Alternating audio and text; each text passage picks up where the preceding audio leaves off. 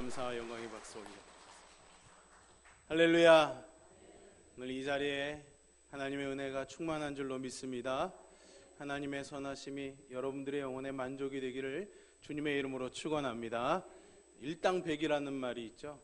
오늘 임마누엘 찬양대의 찬양이 일당백의 찬양처럼 굉장히 풍성하고 은혜로운 찬양으로 들려졌습니다. 오늘 제가 헌금 찬양으로 301장 지금까지 지내온 것을 딱 골라놨는데 어쩌면 오늘 찬양의 마지막 소절이랑 딱 이어지는지 참 감사하고 은혜가 되고 오늘 말씀과 또 찬양을 통해서 하나님이 은혜를 주실 줄로 믿습니다. 예전에 TV 광고에서 아주 유명한 광고 카피가 하나 있었는데요. 그게 뭐냐면 남자는 여자하기 남자는 여자하기 나름이다. 이렇게 광고 카피가 나온 거에 기억이 납니다. 남자는 중요하지 않아요, 그죠? 여자가 어떻게 하느냐에 따라서 가정도 행복할 수 있고 남편도 얼마든지 변화될 수 있다. 뭐 이런 내용의 광고 카피겠죠. 우리가 인생을 바라보는 시각이 좀 이런 부분이 있지 않나 싶어요. 인생을 볼 때 우리 삶을 뭘 잘했나, 뭘 못했나 이렇게 따져볼 때 사실은 자기 하기 나름이다라는 생각들이 많이 이렇게 있기 때문에 이런 광고 카피가 사람들의 머리에 탁 인이 박히고 이렇게 막 공감이 되고 그러는 거 아닌가 하는 생각을 해보게 됩니다. 그렇습니다. 우리가 인생을 바라보면서 또 삶의 여러 일들을 바라보면서 그것이 자기 하기 나름이다라는 생각들을 우리가 참 많이 갖습니다. 그래서 하늘은 스스로 돕는 자를 돕는다라는 그런 격언을 사람들이 좋아하기도 하고요. 또 노래를 부를 때에도 내 인생은 나의 것, 내 인생은 나의 것, 뭐 이런 노래를 부르기도 합니다. 그런데 여러분, 그래서 하나님을 모르는 사람들은 그렇게 살아갈 수밖에 없습니다. 그죠? 내 인생의 주인공이 나이기 때문이죠. 그러나 우리 믿는 자들은 다릅니다. 우리 믿는 자들이 우리의 인생의 길을 제대로 잘 걸어가려면은 매일매일 매 순간 내가 아니라 하나님이 내 인생의 주인이라는 사실을 잘 기억하고 살아가야 하겠습니다. 그럼에도 불구하고 우리의 마음속에, 우리의 본성에는 사실은 우리 죄의 본성이 있기 때문에 주님을 의지하기보다는 내가 내 삶을 잘 이렇게 만들어갈 수 있다라는 그런 강한 욕구들이 자리하게 됩니다. 지난 주간에도 제가 여러분들과 죄의 본질에 대해서 말씀을 나누었지만은 그 죄가 시작된 이유도 그 마음에 그런 거죠. 하나님이 주신 것을 누리는 것보다는 내가 뭔가 더 많은 것들을 누릴 수 있고 내가 더 뭔가 많은 것들을 할 수 있다라는 그런 욕망이 건드려지고 거기에 우리가 다스려지게 되면서 죄가 시작이 된 거죠. 우리는 이런 모든 것이 나 하기에 달려있다라는 이런 생각으로 살아가려는 이런 유혹을 경계하면서 살아가야 됩니다. 하지만 그것이 사실은 쉬운 문제만은 아닙니다. 하나님을 진실되게 의지하려고 살려고 힘쓰는 그런 사람조차도 너무나도 자주 내가 내 삶의 주인처럼 또 모든 것들이 정말 내 손에 달린 것처럼 그렇게 생각하고 행동하는 것들이 많이 있지요. 오늘 읽은 사무엘하 7장의 말씀을 보면 다윗도 그런 우리와 별반 다르지 않다라는 것을 알 수 있습니다. 오늘 본문의 배경이 되는 시기에 있었던 일들은 뭐냐면 다윗이 이스라엘 온 나라의 왕이 되고 하나님의 법궤도 저 멀리 이렇게 버려진 채로 잊혀진 채로 있다가 이제 자기가 예루살렘을 수도로 정하고 거기 아름다운 성을 만들고 그 법궤를 모셔옵니다. 그리고 주변에서 이 다윗 왕궁을 다윗이 나라를 세우는 것을 방해하고 공격해온 그런 주변의 나라들을 다 제압하고 그들을 이겨내서 이제는 정말 나라다운 나라 왕국을 건설하게 되고 이 태평성대가 막 시작되던 그런 시기의 그런 시기를 배경으로 하고 있습니다. 그래서 오늘 본문은 1절에서 보시면 여호와께서 주위의 모든 원수를 무찌르사 왕으로 궁에 평안히 살게 하신 때라고 설명하면서 오늘 본문을 시작하죠. 그런데 여기서 우리가 분명하게 알 수 있는 사실이 하나 있습니다. 다윗이 이렇게 태평성대에 영광스러운 왕국을 건설할 수 있었던 것은 모두 여호와께서 하나님께서 하신 일이다라는 것입니다. 지금 세워진 나라는 다윗의 나라입니다. 그리고 다윗이 정복 전쟁을 했고 또 그가 왕이 되기까지도 많은 고초와 일들이 있었죠. 그렇기 때문에 사람들은 이거 다윗이 정말 열심히 잘 살아서 세운 나라가 아닙니까? 라고 물어볼 수도 있습니다. 맞습니다. 다윗이 여러 위험도 또 여러 고난도 이겨내면서 왕이 되었고 또 수많은 주변 나라들과 정말 피 튀기는 전쟁을 치러가면서 제국의 평안을 유지할 수 있었고 큰 왕국을 건설할 수 있었으니까 다윗의 공로를 인정하지 않을 수는 없습니다. 그리고 다윗 또한 자기가 할 수 있는 모든 노력과 최선의 경주를 다 했습니다. 그럼에도 불구하고 그 일이 이루어진 것은 다윗이 아니라 하나님이 하신 일이다라는 것이 오늘 성경의 판단입니다. 그렇지 않습니까, 여러분?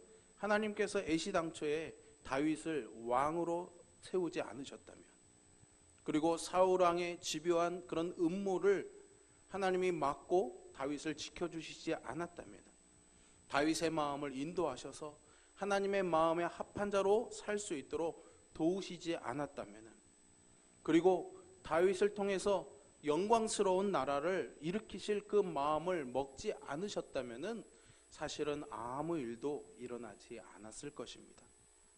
다윗이 하나님이 세우신 왕으로서 이스라엘을 다스리려면 이 사실을 잊지 말아야 했습니다. 하나님이 함께 하시지 않으면 제 아무리 큰 일을 이루어도 다만 스스로를 들볶는 일이 될 뿐이고요. 하나님의 돌보심 안에 있으면 실패도 두려워할 것이 없다는 그 믿음을 말입니다. 하나님이 허락하시고 하나님이 함께 하시고 하나님이 인도하시는 한 나는 어떤 상황에 처하든지 복 있는 사람이다 라고 믿는 그 믿음 말입니다. 문제는 그 믿음 안에 항상 머물러 있냐라는 것이죠. 다윗의 가장 큰 과제는 여기에 있었습니다. 그러나 다윗도 사실은 우리와 그렇게 다른 사람이 아니었습니다. 그는 주변에 있는 나라들이 모두 두려워 떨만한 그런 강대국을 건설하고 나서 이 믿음이 잊혀졌습니다. 자신이 이뤄놓은 것들로 인해서 자신감이 한층 부풀어 올랐던 것이죠. 자기가 가진 힘으로 이제 더 이상 못할 것이 없었던 그는 그 모든 것들이 자신이 이룬 것처럼 착각을 하게 됩니다. 하나님이 허락하시지 않으면은 그 나라를 세울 수도 없었고, 하나님이 하시겠다고 하면 그 제국도 한순간에 무너질 수 있는 것이었음에도 불구하고 그것을 잊었던 것이죠. 그가 이렇게 아름다운 왕국을 건설할 수 있었던 것은 그의 믿음 때문이었는데, 자기가 이뤄놓은 이 업적으로 인해서 그 믿음으로부터 미끄러질 찰나에 처하게 되었습니다. 오늘 본문을 주의 깊게 보면은 그 사실을 알 수 있습니다. 전성기에 접어들면서 다윗은 예언자였던 나단에게 이렇게 말합니다. 2절에 보시면 나는 백향목 궁에 살거늘 하나님의 궤는 휘장 가운데 있도다 라는 거죠. 벌써 다윗이 바라보는 건 자신의 궁전입니다. 백향목, 가장 좋은 최상의 재료로 만든 아름다운 궁전이죠. 나는 이만큼 아름다운 궁전을 가진 왕이 되었다라는 겁니다. 그런데 하나님의 궤, 즉 하나님의 임재, 하나님이 계시는 곳은 어디에 있어요? 그냥 저 휘장, 천에 가려진 그 휘장 뒤에 있다라는 거죠. 자신이 이뤄놓은 것은 이만큼 있는데 하나님의 임재는 저쪽에 따로 있고, 그리고 초라한 곳에 있다라는 그런 의미입니다. 이 말에는 좋게 해석하면은 다윗이 그것을 안타까워하면서 나는 이렇게 좋은 데 있는데 하나님은 저렇게 초라한 곳에 모셔놓고 있구나라는 그런 안타까움일 수도 있겠죠. 그런 다윗의 마음에 나단이 동의합니다. 그래서 3절에서 보시면 여호와께서 왕과 함께 계시니 마음에 있는 모든 것을 행하소서라고 말하죠. 나단으로서도 하나님의 교회를 모실, 하나님의 임재를 모시는 성전을 잘 건축하겠다는 이 다윗의 마음을 굳이 반대할 이유가 없었습니다. 누가 보아도 다윗의 이러한 마음이 아주 갸륵해 보이고 참 좋아 보일 수 있죠. 그런데 하나님의 반응은 좀 다르게 나옵니다. 그날 밤에 하나님께서 예언자 나단을 통해서 다윗에게 말씀하시는데요. 5절부터 16절까지 쭉 말씀을 해주십니다. 이 긴 말씀을 정리해 보면은 이렇습니다. 누가 누구에게 집을 주겠다는 거냐라고 물으시는 거죠. 집이 필요한 사람이 누구냐라는 겁니다. 내가 나를 위해서 뭘 하겠다고? 이렇게 말씀하는 겁니다. 무슨 말입니까? 다윗이 지금 아름다운 백향목의 왕궁을 건설했잖아요. 근데 사실 그것은 다윗이 한 것이 아니라 누가 한 겁니까? 하나님이 하신 겁니다. 그런데 그것을 다윗은 자신이 한 것으로 착각하고 있는 거예요. 그러니 하나님의 임재가 있는 성전도 내가 만들어야겠다라고 생각하는 거죠. 그러면서 하나님은 나는 너희들 애굽에서 이끌어낼 때부터 이미 장막에 있었다. 백성들 가운데 함께하면서 백성들이 이곳으로 가면 함께 그곳으로 갔고 저곳으로 갔으면 함께 저곳으로 갔다. 나는 너희들과 함께 하고 싶다. 그런데 나를 성전이라는 건물을 지어놓고 거기에 있는 신으로만 가둬놓으려고 하느냐? 너의 영광을 위해서. 내가 이만큼 아름다운 성전을 만들어서 하나님을 모셨다라는 그런 너의 성취를 위해서 이 일을 하려느냐? 이 모든 것들을 할 수 있는 힘은 이미 내가 준 것인데 너는 이것을 잊고 있느냐라는 그런 말씀인 거죠. 그러면서 다윗에게 말씀하십니다. 내가 너를 위대한 왕으로 만들어 줄 거야. 그뿐만이 아니라 너의 자손들도 이 아름다운 왕국에서 계속해서 왕이 될 수 있도록 내가 이 나라를 견고히 다스리도록 지켜줄 거야. 누가 주인이냐? 이제 봐라. 네가 주인이냐? 아니지 않느냐? 바로 내가 주인이야. 내가 아니라 내가 주인이란 말이다. 말씀해 주시는 거죠. 다윗에게 주신 이 하나님의 말씀을 쭉 읽어 나가다 보면 아주 독특한 특징이 있는데요. 하나님께서 내가, 나는, 나의, 나를 이라는 말을 아주 자주 사용하시는 것을 발견하게 됩니다. 왜 그랬을까요? 지금 다윗이 자기 그런 성취에, 자기가 이루는 것에 막 이렇게 빠져 있어서 그거에 그냥 도취되어 있어서 이거 다 그러니까 나도 내가 이제 또 뭘 해야 되지 않겠느냐라는 그런 생각을 갖고 있다라는 거죠. 자기가 자기 인생의 주인이요, 이 왕국의 주인이라고 생각하고 있기 때문이라는 겁니다. 하나님께서는 이것을 겨냥하셨습니다. 나단으로부터 이 말을 전해 들은 다윗이 정신이 번쩍 났습니다. 그래서 18절에 보시면은요, 18절 이하에 보시면 그가 성막에 들어가서 주님 앞에 꿇어앉아 기도했다라고 되어 있습니다. 하나님 앞에 다시 무릎을 꿇은 거죠. 이것이 다윗의 장점입니다, 여러분. 다윗이 잘한 것도 많지만 실수한 것도 많이 있죠. 그런데 다윗은 그런 실수 앞에서 자신의 잘못을 인정하는데 아주 빨랐습니다. 이건 사실 아무나 그럴 수 있는 게 아닙니다. 사실 사람이 자신의 실수와 잘못을 인정하는 것은 아주 쉽지 않은 일입니다. 가능하면 회피하려고 하죠. 가능하면 인정하는 것을 미루려고 합니다. 또 설령 인정한다고 해도 그것으로 인해서 하나님 앞에 무릎을 꿇는 사람도 그렇게 많지는 않습니다. 하지만 다윗은 한껏 부풀어 올랐던 그런 자신의 마음으로부터 바람을 빼고 겸손한 마음으로 하나님 앞에 무릎 꿇었습니다. 자기의 인생의 참된 주인이신 하나님이심을 다시 한번 확인하고 고백했으며 처음 가졌던 그런 믿음의 눈을 찾는 것이죠. 언제나 여러분, 우리가 하나님 앞에 선한 것으로 뭔가를 하려고 할 때 다윗과 같은 이런 겸손의 마음을 잃지 않는 저와 여러분이 될 수 있기를 바랍니다. 모든 일들의 주권이 하나님께 있음을 잊지 않는 저와 여러분이 되어야 하겠습니다. 다윗은 그래서 기도 중에 하나님께 이렇게 말씀드립니다. 오늘 우리가 읽지는 않았지만 여러분 27절의 말씀을 한번 보십시오. 오늘 본문의 27절에 보시면 다윗이 이렇게 말하죠. 만군의 여호와 이스라엘의 하나님이여, 주의 종의 귀를 여시고 이르시기를 내가 너를 위하여 집을 세우리라 하셨으므로 주의 종이 이 기도로 주께 간구할 마음이 생겼나이다. 아멘. 다윗에게 기도할 마음이 생겼다는 거예요. 어떻게 해요? 자신의 집을 하나님께 부탁드리고 싶은 마음이죠. 여러분, 왕이 됐어요, 내가. 왕이 됐죠. 그러면 왕이 된 그 다윗이 이제 앞으로 걱정할 일이 뭘까요? 내 아들이, 내 손자가, 내 자손들이 이 왕위를 잘 지켜갈 수 있을 것인가가 고민이 되겠죠. 그래서 대부분의 모든 왕들이 제국을 건설하고 하는 일들이 왕권을 강화하는 겁니다.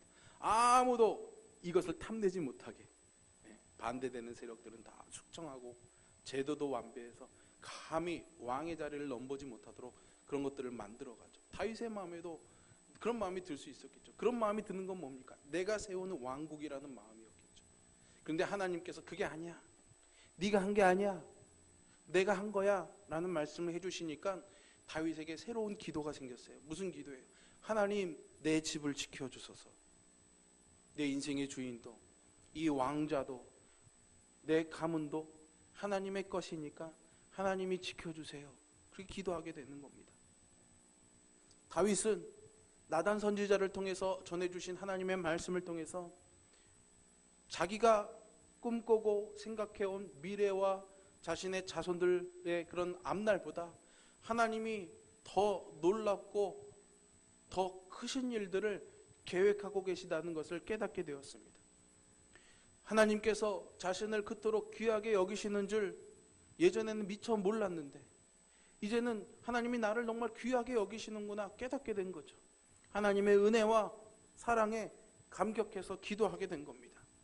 그러면서 하나님께 이제 본격적으로 기도하는 거죠. 하나님, 내 집에, 하나님 당신의 이 종의 집에 복을 내려 주소서. 나의 자손이 하나님 앞에서 영원토록 대를 잇게 해주시기를 바랍니다. 우리의 기도와 별반 다를 게 없습니다. 그러나 다윗의 마음의 중심과 초점이 어디 있는지를 여러분 잘 점검해 보셔야 됩니다. 내 가족이, 내가 낳은 아이니까 내가 내 하기 나름대로 우리 가족의 흥망성쇠가 걸렸으니까 하나님 잘 되게 해주세요가 아니라 내 가정이, 내 인생이 하나님의 주권에 있으니까 하나님이 이걸 지켜주겠다고 약속해 주셨으니까 하나님 내 집에 복을 주세요라고 기도하는 겁니다. 마음의 중심이 분명히 다른 것이 여러분 비교가 되십니까? 네. 하나님께서 그렇게 약속해 주셨으니까 주의 종의 집이 영원토록 주님이 내려주시는 이 복을 받게 해주소서라고 기도하는 거죠. 여러분들의 자녀를 위해서, 가정을 위해서, 여러분들의 미래의 일들을 위해서 많이 기도하시잖아요. 그죠? 그 마음의 중심이 어디 있습니까?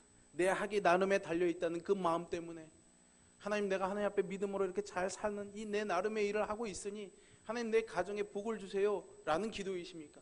아니면 하나님, 내 가정은, 내 인생은 하나님이 주인이시니까 하나님이 약속하시고 내 인생을 귀하게 여겨주시는 만큼 내 인생에, 내 가정에 복을 주세요, 이렇게 기도하십니다. 다윗은 이전에 감히 이런 기도를 드리지 못했습니다. 아니, 그렇게 기도하면 안 된다고 생각했을지도 모르겠죠. 어떻게 염치 없이 나를 왕으로 세워주신 것만 해도 고마운데 내 집안을 지켜달라고, 이 왕권이 쭉 이어지게 해달라고 어떻게 기도할 수 있을까, 그렇게 생각했을지도 모르겠습니다. 나는 하나님께 드린 게 없는데 어떻게 하나님 앞에 더 이것도 해달라고 저것도 해달라고 자꾸만 요구할 수 있을까, 그렇게 생각할 수도 있었겠죠. 그런데 하나님의 감당할 수 없는 이 사랑을 깨닫고 하나님의 계획하심을 알게 되고서 용기가 생겼습니다. 자신을 향한 하나님의 마음이 어떤지를 확인하고 난 다음은 전과 같이 염치 없어서 내놓지 못하던 그 기도의 제목을 이제 꺼내놓기 시작했던 거죠.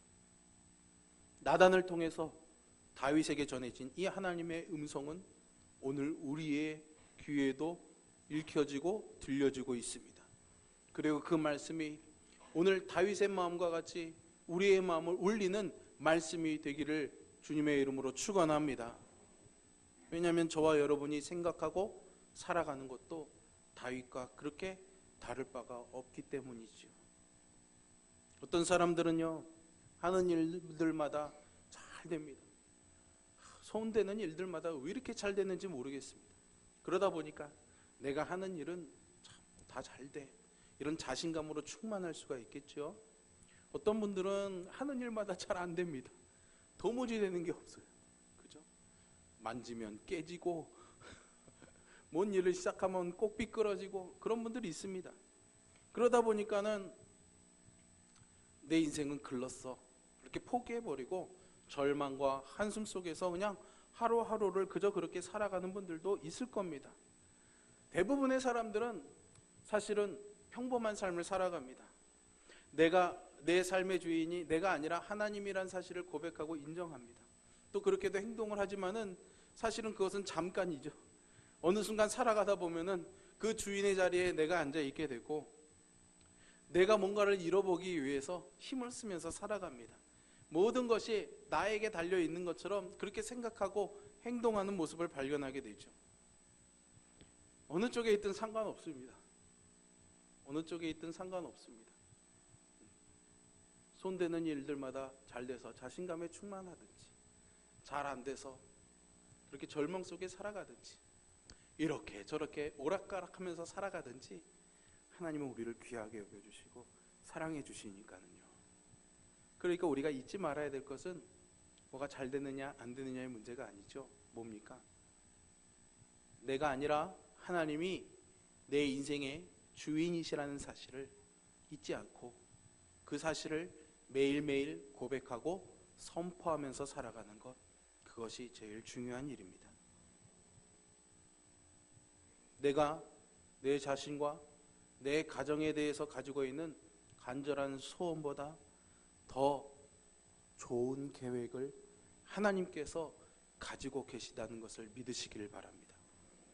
그렇게 믿고 살아가는 것, 하루에도 몇 번씩 이 사실을 기억하고 그렇게 살아가는 것이 필요하고 중요합니다. 왜 그렇습니까, 여러분? 그것이 진실이기 때문입니다. 분명한 사실이기 때문입니다. 증명하지 않아도 되는 문제입니다. 하나님이 나의 삶의 주인이시기 때문이죠. 그렇기 때문에 이것을 잘 알지 못하면서 내 나름대로, 내 나름의 문제로 생각하면, 자기 하기 나름의 문제로 살아가면서 그렇게 몸부림치면서 살아가면 사실은 그 안에서 소소하게 누려지는 행복과 기쁨은 있을지 몰라도 사실은 강물을 거슬러 올라가기 위해서 아무리 헤엄을 치고 노를 저어도 나아가기보다는 제자리인 것처럼 우리의 걸음이 항상 제자리일 수밖에 없는 거죠. 우리는 우리의 주권을 하나님께 맡기고 내려놓을 수 있어야지 됩니다. 여러분들이 뭐 들어보신 예화일 수도 있지만 옛날 어느 시골 마을에 한여름에 어떤 사람이 장에 나갔다가 장에 나가서 물건들을 다 팔고 빈 달구지를 끌고 집으로 돌아오고 있었답니다. 한참 가다 보니까 햇볕이 뜨거운데 저 앞에서 할머니 한 분이 무거운 짐을 머리에 이고 땀을 뻘뻘 흘리면서 힘들게 걸어가시더래요. 그래서 그게 안타까워서 얼른 빨리 가서 할머니 옆에 가서 할머니 어디 가세요? 괜찮으시면 가시는 데까지 제가 모셔다 드릴 테니까 이 달구지 타세요. 이렇게 말했습니다. 할머니 입장에서는 고맙죠. 야, 잘 됐다 싶어서 아유 젊은 양반 고맙소. 그러고 달구지에 얼른 올라탔습니다. 이 달구지를 몰고 이 달구지 주인이 한참 가고 있는데 자꾸 할머니가 뒤에서 끙끙대시는 거예요. 그래서 이상하다. 그래서 뒤를 딱 돌아보았더니 세상에나 이 할머니가 달구지를 타고 그 짐을 머리에 그대로 이렇게 이고 계시는 거예요. 그래서 이 양반이 할머니 왜 그 짐을 머리에 이고 계세요? 얼른 내려놓으세요. 그랬어요. 그랬더니 할머니가 하시는 말이 이 젊은 양반 달구지에 태워준 것도 고마운데 미안해서 어떻게 짐을 내려놔. 참 어리석죠, 여러분? 네. 하지만 여러분 우리 대부분이 이렇게 살아간다는 걸 아십니까? 하나님이 우리에게 은혜의 달구지를 태워주셨습니다. 그런데 우리는 그게 염치가 없어서 미안해서 내 하기 나름이라는 생각에 낑낑대면서 그 덜컹거리는 달구지 위에서 머리에 짐을 지고 이걸 떨어뜨리지 않기 위해서 애쓰면서 버둥거리면서 살아가고 있지는 않은가요? 하나님을 알지 못해서 어쩔 수 없이 자기가 자기 인생의 주인이라고 생각할 수가 없기 때문에 그렇게 몸부림치면서 살아가는 사람들을 하나님은 참 안타깝게 보십니다. 그런데요, 하나님을 믿는다고 하면서도 그 달구지를 탔으면서도 여전히 그 짐 보따리를 내려놓지 못하는 사람들은 얼마나 더 불쌍해 보일까요, 여러분? 어쩌면은 차라리 그냥 짐을 이고 걸어가는 것보다 더 힘들고 어려울 수도 있습니다. 하나님을 믿는다고 하면서도 실제로는 그 하나님께 내 인생의 주권을, 내 인생의 짐보따리를 맡기지 못하는 사람은 차라리 하나님을 모른 채로 보따리 위고 걸어가는 사람보다 더 버겁고 힘들 수 있다라는 거죠. 오늘 나단을 통해서 다윗에게 들려주신 이 말씀을 통해서 나에게 하시는 하나님의 음성을 들으실 수 있기를 바랍니다. 하나님이 이렇게 말씀해 주시는 거예요. 잘 들어봐. 내가 하는 게 아니라 내가 하는 거야. 너의 삶의 주인은 바로 나란다. 너의 가정의 주인도 바로 나야. 너를 구속해서 지금까지 살게 한 것도, 그리고 지금까지 내가 누리며 살아왔던 그 모든 것들도 다 내가 한 것이고, 앞으로도 내가 너와 함께 할 것이고, 너를 위해 하고 싶은 일이 나는 참 많단다. 내가 지금 살려고 몸부림치는 것보다 더 놀라운 일을 나는 할 거야. 그러니 나를 의지해. 내 머리에 지고 있는 그 짐을 이제는 내려놔도 괜찮아. 수고하고 무거운 짐진 자들아, 다 내게로 와야지. 이 말씀을 나에게 주시는 그 하나님의 말씀으로 듣는 사람들은 복이 있는 줄로 믿습니다. 여기까지 듣다 보면 이렇게 생각할 수도 있습니다. 야, 하나님이 내 인생의 주인이 되어주시면, 다 알아서 하시면 나는 그냥 가만히 있으면 되겠네. 아무것도 하지 않아도 되겠네. 그렇게 생각할 수 있겠죠. 그렇게 들립니다. 그러나 이것은 사단의 간교한 속임수입니다, 여러분. 하나님의 주권을 인정하면서 살아가는 것은 내 노력을 모두 내려놓으라는 뜻이 아닙니다. 과거와는 다른 태도로 살라는 의미입니다. 내가 쥐고 내가 이고 어떻게든 가보려고 애쓰려는 그의 힘, 그런 힘을 좀 풀고 내려놓는 태도의 변화를 말씀하시는 거죠.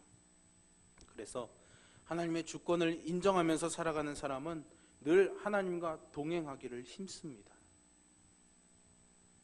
내가 쥐고 있는 것을, 내가 이고 있는 것을 어떻게든 떨어뜨리지 않고 놓치지 않으려고 힘쓰는 게 아니라 어떻게 해요? 그것을 대신 져주시는 하나님의 손을 붙잡은 이 힘을 놓지 않는 거예요. 내 인생의 짐을 붙잡고 있는 이 힘을 풀고 강하신 하나님의 권능의 손을 붙잡는 거죠. 그런 사람은 자기가 원하는 것보다 하나님이 원하시는 것이 무엇인지 찾으려고 힘씁니다. 그런 사람은 자신이 하나님께 뭔가를 해드려서 하나님이 귀하게 여겨주시는 그런 존재가 아니라 하나님이 이미 자신을 처음부터 귀한 존재로 여겨주셔서 지금도 그렇게 여겨주시고 앞으로도 그렇게 여기신다는 것을 믿습니다. 그렇기 때문에 조바심을 내지 않습니다. 그렇기 때문에 내 자신이나 다른 사람들을 들볶지 않습니다. 불안과 두려움에 짓눌리지도 않습니다. 이루어진다고 해도 하나님이 이루신 것이고 이루어지지 않는다고 해도 하나님의 뜻인 줄 알기에 그는 다만 하나님께 맡기고 그분의 인도하심을 따라 전심을 다할 뿐인 거죠. 대단히 큰 일을 이루었다고 해도 사람들이 그것을 칭찬하고 높여주어도 하나님이 하신 것인 줄 알기 때문에 조용히 뒤로 물러나게 되어 있습니다. 자신이 한 것이 아니라 하나님이 하신 것임을 알기 때문이죠. 설사 실패하는 일이 있어도 절망하지 않습니다. 하나님 안에 머물러 있는 한 언제든지 하나님이 그것을 회복해 주실 것을 믿기 때문이죠. 하나님의 최대 관심은 우리의 행복입니다. 지지난 주간, 그전 주간 제가 계속 말씀 나눴죠. 하나님이 우리에게 당신의 충만한 그 기쁨을 누리게 하고 싶어 하신다는 거죠. 그게 하나님의 관심입니다, 여러분. 하나님의 최고의 목표입니다. 그런데 우리는 하나님이 주신 그 행복을 하나님이 아닌 하나님이 바깥에서 다른 데서 자꾸만 찾죠. 우리를 정말로 행복하게 만드는 것은 하나님 안에서 찾는 행복입니다. 하나님께서는 우리가 그런 행복을 매일 맛보고 또 다른 사람도 맛보게 하기 위해서 하나님이 우리의 인생의 주권을 갖고 계신다는 것을 우리가 인정하며 살기를 바라고 계십니다. 여러분 한번 조용히 뒤로 물러나서 생각해 보십시오. 우리가 누리고 있는 것들, 우리가 부여받은 것들 중에서 가장 중요하고 가치 있는 것들은 사실은요, 값없이 받은 것들이 많습니다. 내 생명이 그렇잖아요. 생명이. 내 생명은 값없이 받은 겁니다. 우리가 살고 있는 이 삶의 환경도 하나님이 만들어 주신 거잖아요. 우리가 호흡하는 공기도, 따뜻함을 느끼는 햇볕도, 시원하게 해주는 바람도, 목마름을 해결해 주는 담비도, 우리가 자판기에 돈을 넣듯이 어떤 가치를 지불할 때만 주시는 것이 아니라 값없이 하나님이 우리에게 주시는 것들 아닙니까? 나를 사랑해 주시는 부모님도, 나를 사랑하는 배우자도, 나의 사랑을 받는 자녀들도 다 마찬가지입니다. 하나님의 사랑도 마찬가지입니다. 그러니 십자가 앞에 무릎 꿇고 그분께 기도하시기를 바랍니다. 이 진실을 받아들이고 염치 없어 보이지만 그분의 은혜와 사랑에 여러분들의 마음을 여시기를 바랍니다. 그리고 매일 그 사랑과 은혜에 젖어 살 수 있기를 주님의 이름으로 축원합니다. 그런 은혜와 사랑에 젖어 살다 보면은, 그것을 누리며 살다 보면은요, 그 은혜와 사랑에 자연스럽게 보답하면서 살아가는 삶을 살아가게 됩니다. 그래서 우리가 하는 일들은 하나님이 주신 은혜에 대한 보답이요 응답입니다. 보답이라는 말보다 저는 응답이라는 말을 좋아합니다. 보답이라는 말은 어떤 상응하는 대가가 요구되어지는 것처럼 들리기 때문이죠. 하나님이 은혜를 주시면 우리는 거기에 그냥 응답하게 되어 있습니다. 이 시간에 함께 예배하는 것도 그렇습니다. 하나님이 주신 것에 응답하는 거죠. 여러분들이 정말 아끼고 열심히 수고하며 애쓰며 살아가는 물질들을, 그 일부분을 떼어서 하나님께 드리는 헌금도 마찬가지입니다. 다른 사람들을 위해서 봉사하고 헌신하는 것도 그렇지요. 그 모든 것들이 이미 받은 것에 대한 응답인 것이죠. 그렇게 해서 무엇을 더 얻고자 하는 것이 아니라는 사실을 여러분 꼭 기억하시기를 바랍니다. 그렇게 하지 않고는 견딜 수가 없는 겁니다. 내가 전 재산을 다 바친다고 해도 사실은 하나님 입장에서는 그렇게 달라질 게 별로 없습니다, 여러분. 왜냐하면 하나님은 모든 만유의 주이시기 때문이죠. 심지어는 내 전부라고 드리는 그 자체도 사실은 하나님이 주신 것이기 때문입니다. 그렇지만 내가 이미 받았고 받고 있으며 앞으로 받을 은혜를 생각하면 때로는 그렇게 하는 것이 아깝지 않은 것이죠. 그래서 드리는 것이고, 그래서 희생하는 것이고, 그래서 봉사하는 것입니다. 하나님의 성령께서 저와 여러분들을 오늘 다윗을 만져주시는 것처럼 깊이 만져주셔서 햇살처럼 혹은 공기처럼 우리를 에워싸고 있는 이 하나님의 은혜와 사랑을 경험하고 살아갈 수 있게 되기를 주님의 이름으로 축원합니다. 그 사랑과 자비와 은혜를 깨닫고 하나님의 주권을 매일매일 선포하시면서 하루하루 살아가시기를 주님의 이름으로 축원합니다. 함께 기도하겠습니다. 살아계신 아버지 하나님, 오늘도 우리의 삶의 주인이 되심을 고백합니다. 내 삶에 허락하신 것들을 감사함으로 살아가며 또 그 은혜에 감격하며 자연스레 보답하며 하나님께 드리는 삶을 사는 우리가 되게 함께하여 주옵소서. 예수님의 이름으로 기도합니다. 아멘. 301장 찬송 부르시면서 봉헌하겠습니다.